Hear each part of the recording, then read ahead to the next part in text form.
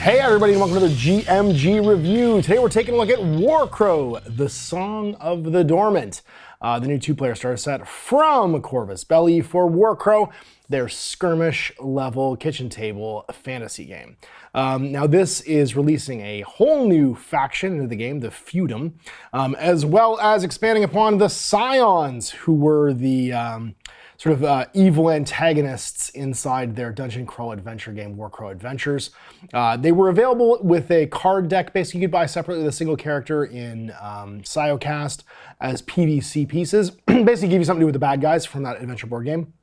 So they're sort of out, but not out as an army, and this will give them a whole bunch of new profiles as well as new sculpts for some existing stuff. So we have the Breath, which is a new profile. The Needle gets a new miniature.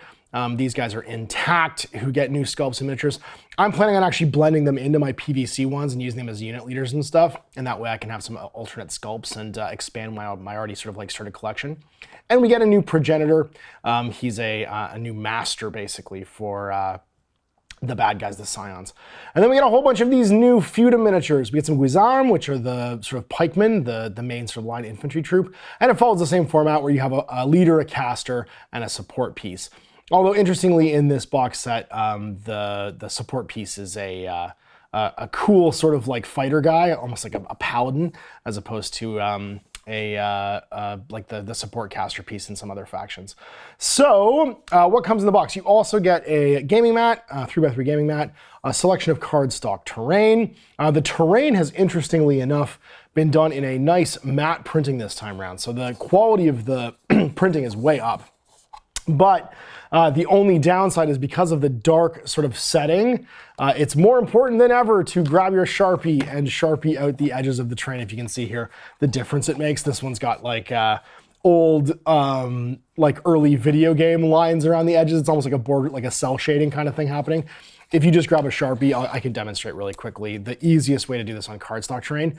A lot of times cardstock terrain will either have the cardstock itself tinted to kind of match the palette of the color of the printing, or the printing itself will be light so it doesn't show up quite so badly. But if you have one that's really dark like this, you can just grab a Sharpie, and it's a bit time consuming, but if you go over the edges, you'll find that it really does add to the look of the terrain.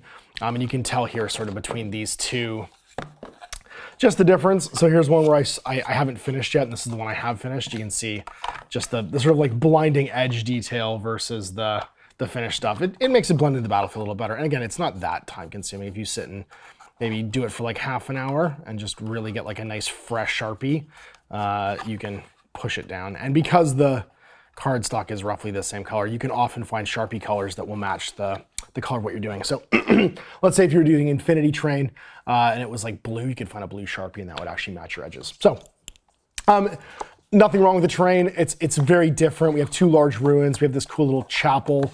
And we have these walls, which are designed to be put together either for individual walls, but I decided to double mine down and make some larger wall corners.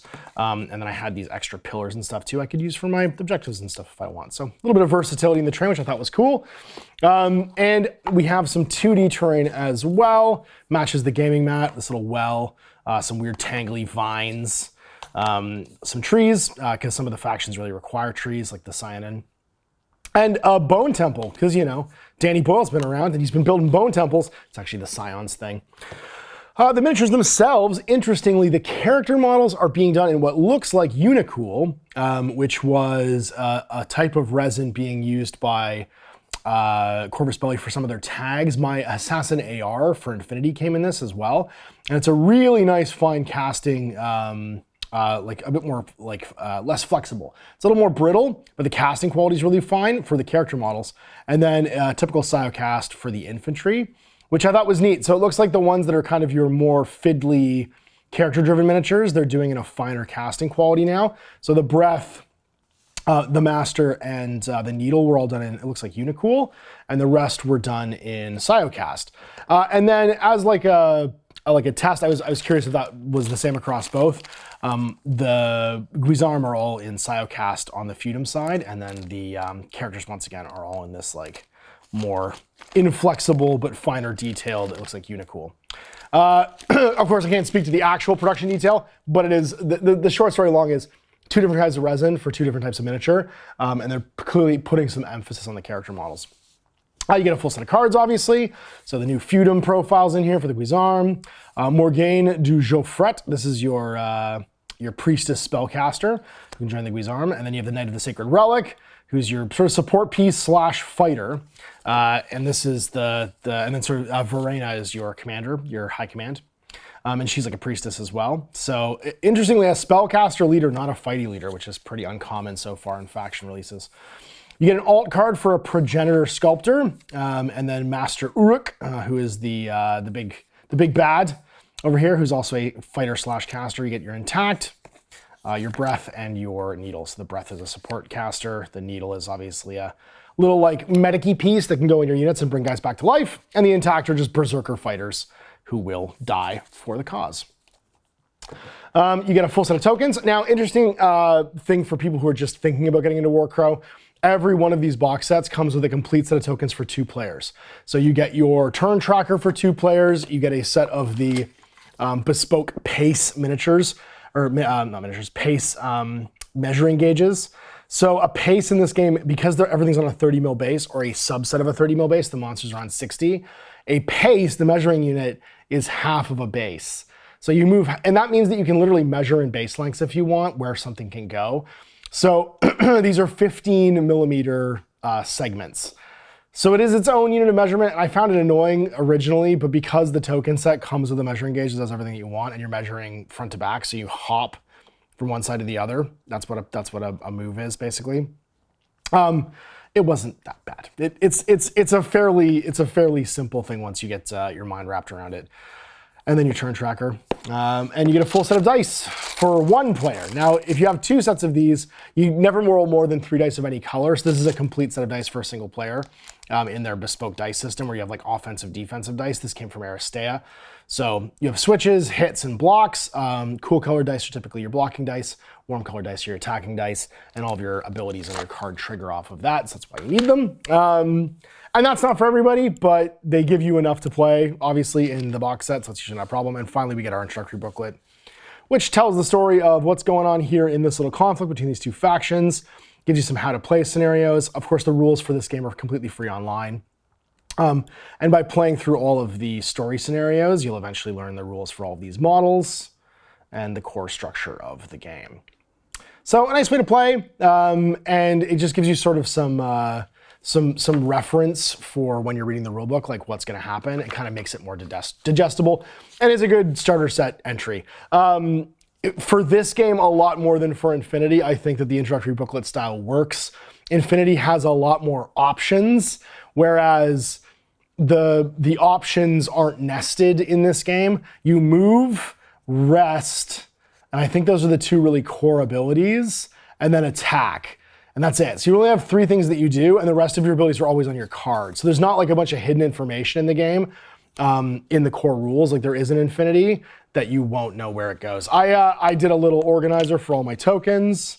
This is a complete set of tokens, including the objective markers, activation tokens, tinge tokens, injury tokens, stress tokens. And this was just from the dollar store. And that's it. So we're looking at a complete, roughly, they're looking at 100 points-ish per side. Intact are 20, your Needle's 20, your Breath is 15, 45. So this is 85 for the Scion side, and then 35, 60, 80, 105 for the Feudom side. So a little bit more points on the Feudom side, but this is more of the like spam army. So going by model count, you need like a more powerful model in here because you're not actually using this profile because it's an alternate for him. So 95 to 105, it's not far off. 10 points difference, but again, roughly 100 points in the box set. If you grab the Beyond box, which is also available probably for pre-order. At the moment, you're going to get the escort sort of troops, the 2-man squads, like the heavy infantry, in the form of the big heavy tanks, so big shield guys that usually attach to a character and follow them around, as well as another character model. And that takes the model count to 10 per side and is usually what the game kind of demands as far as starters. It's called an action pack. So if you're not interested in buying this now, what's happening with the previous starter set is they're basically breaking into action packs. This was a thing that started in Infinity, where you have 10 models a side, and it's usually the Beyond box and the starter set put together. So the people that, you know, if you want to wait maybe a year and see when another one of these comes out, you will have an opportunity to probably get these models separately, but you'll have to wait until then. And obviously this is the only way to get the Feudom right now. So what do I think? Well, I think that once again, Corvus Belli, with the sort of like exception of the fact that they still make miniatures, right? These aren't push fit, they're not pre-assembled. You need to have an interest in hobby, in your miniature wargaming hobby, in your tabletop hobby. They get the assignment when it comes to making a starter set as far as the Christmas morning test. All of this can push fit together. All of your tokens are ready to punch and play. You just need some glue and some clippers to put your miniatures together, but you can play a game, you can play a series of games out of the introductory booklet with just what comes in this box. And to me, that's the like 8, 9 out of 10 that they consistently get for the Christmas morning test, which means what's the space in between opening your present and playing with your present. They do really well for something as complicated as tabletop wargaming, providing you a complete experience in a box. So yeah, again, great box set. When it comes to like just a production design point of view, the models are fun to build. I'm excited to paint them. And yeah, I like WARCROW. It's different so far. It's kind of a Marvel Crisis Protocol meets Star Wars Legion in like its like card design, trigger set with like bespoke dice. So if that floats your boat and you're looking for a fantasy skirmish game, this is, now that we've got 5 factions effectively with the Scionin, the Northern Alliance, the Hegemony, the Feudom, and the Scions. Yeah, it's 5. It's about the right time to get started. There's enough depth and breadth, I think, to the game right now, where if you're on the fence about it, this is probably the best time to start. And you get a bunch of options right now with the action packs, the starter sets, and of course the rules being online and free, as well as them getting ready to launch their online free army builder too, Infinity Sphere, which will be able to run events and activities and everything on top of that. So thanks for CB, send this along for me to review. And you guys for watching. We'll see you for more WARCROW. There was a WARCROW battle report yesterday you guys can go check out. Next time, Ash.